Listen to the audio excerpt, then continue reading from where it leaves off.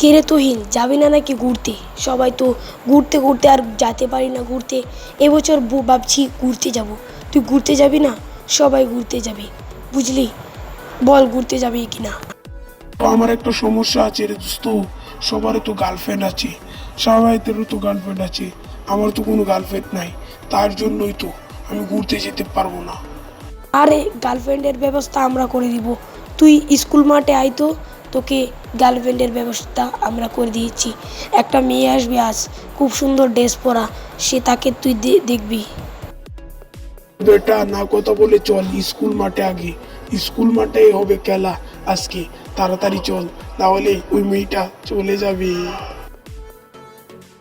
আবায়তকেও বলছি, সেও যাবে, তাড়াতাড়ি আয়, নাহলে ওই মেয়েটি চলে যাবে, বুঝলি দোস্ত? তাড়াতাড়ি আয়, তাড়াতাড়ি আয়, নাহলে মেয়েটি চলে যাবে, বুঝলি? পর তুহিন হাঁটতে হাঁটতে আর সাকিব হাঁটতে হাঁটতে যাচ্ছিল ওইখানে, যেখানে তারা মেয়ের দেখা পাবে। তারপর তারা আস্তে আস্তে যেতে লাগলো। তারপর গান গেতে গেতে গেতে গেতে যেতে লাগলো। তারপর তারা কলেজ অ্যান্ড স্কুলে এসে পড়লো।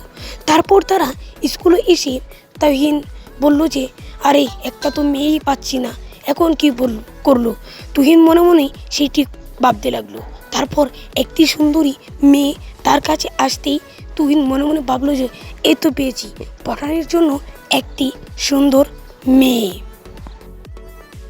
আবিও তোমাকে আমার কাছে সেই লাগে, তুমি আমার ডার্লিং হবে, তুমি আমার প্রেমিকা হবে, তোমাকে আমি খুব ভালোবাসি, আই লাভ ইউ।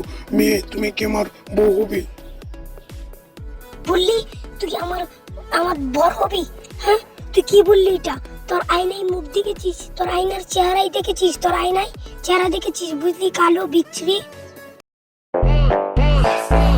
আচ্ছা আচ্ছা মানলাম, বোন তুই সুন্দর, আমি কালা, তুই ব্যবসায়ী, আমরা বালা।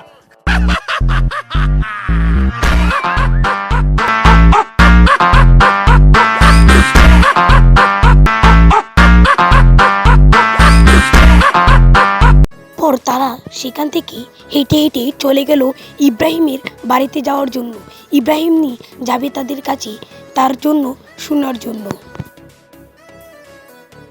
ইব্রাহিম যাবি আমরা সাথে? আমরা তো ঘুরতে যাব ভূতের বাড়িতে, ভূত দেখবো, খুব ইনভাইস্টিং হবে। যাবি কি ভূত দেখতে? যাই, আমরা তো ঘুরতে পারি না, আজকে ঘুরবো, আয় তাহলে। হ্যাঁ, ঘুরতে তো যাওয়ার লাগে, ঘোরার জন্য আমার খুব পাগল। ভূত দেখবো, মজা করব, পার্টি করব, নামাজ করব, মসজিদে যাব, আয় তাহলে আমরা ঘুরতে যাই ইব্রাহিম। তারপর তারা তাকরিমের কাছে চলে গেল, কারণ তাকরিমকে ডাক দিতে হবে, তারা ঘুরতে যাবে।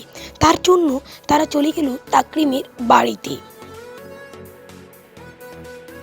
এটাই তো তাকরিমের বাড়ি। এটাতেই তারা দাঁড়িয়ে পড়লো, কারণ তাকরিমের বাড়িতে তারা এসে গিয়েছে। দুচালা একটি ঘর এবং এবং পাকা ঘর, হাফ বিল্ডিং।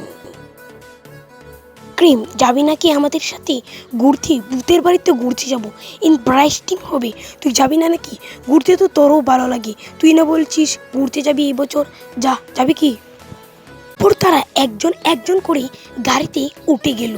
তারপর তুহিন, প্রথম সাকিব উঠলো, তারপর মনে হয় তারপর তুহিন উঠলো। এভাবে এভাবে করে সবাই উঠে গেল।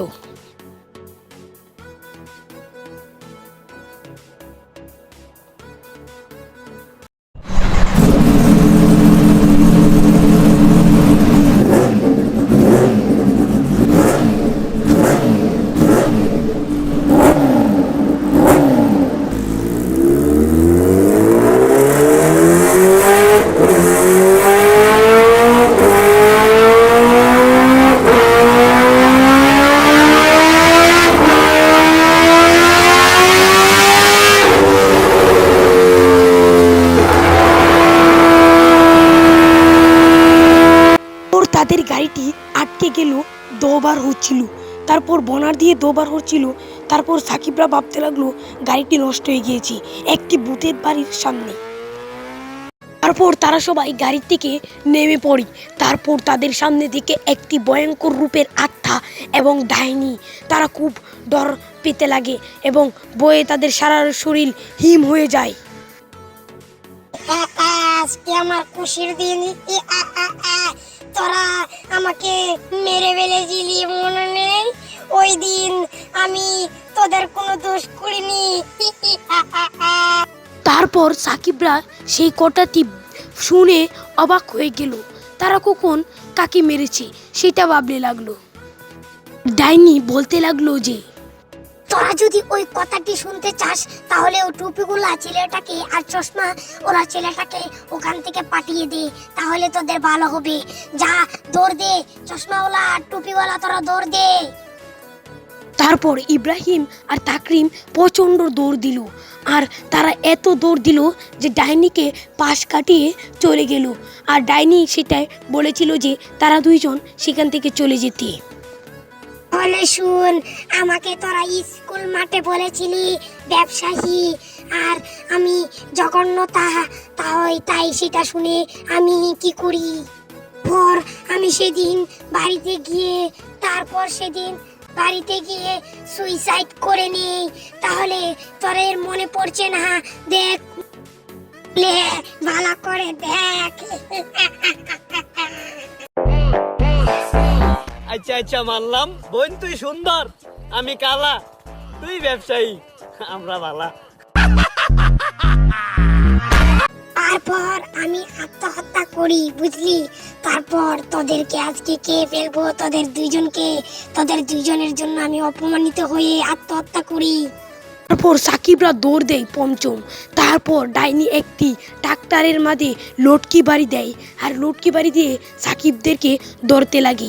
সাকিবদেরকে তা বন্ধুরা, ডাইনির পুতুল ইউটিউব চ্যানেলটি সবাই সাবস্ক্রাইব করে দিবেন, না হলে সাবস্ক্রাইব না করলে আপনাদেরকেও কে ফেলবো।